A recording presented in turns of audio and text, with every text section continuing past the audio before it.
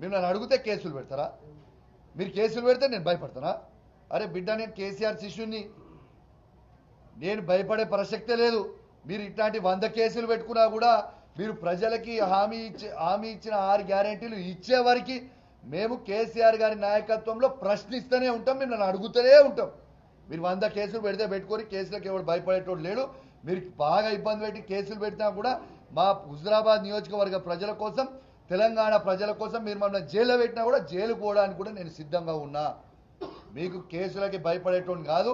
ఖచ్చితంగా మీ 6 గ్యారెంటీలు ఇచ్చే వరకు నా గొంతు విప్తూనే ఉంటా, మిమ్మల్ని ప్రశ్నిస్తూనే ఉంటా, మీకు అడ్డము తిరుగుతూనే ఉంటా.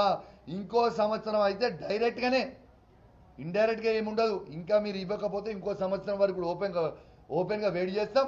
డైరెక్ట్గా ముఖ్యమంత్రి కాన్వేకే అడ్డం తిరుగుతా. ఒక శాసనసభ్యునిగా రాసి పెట్టుకొని మీరు ఏం చేస్తారో చేసుకోరి.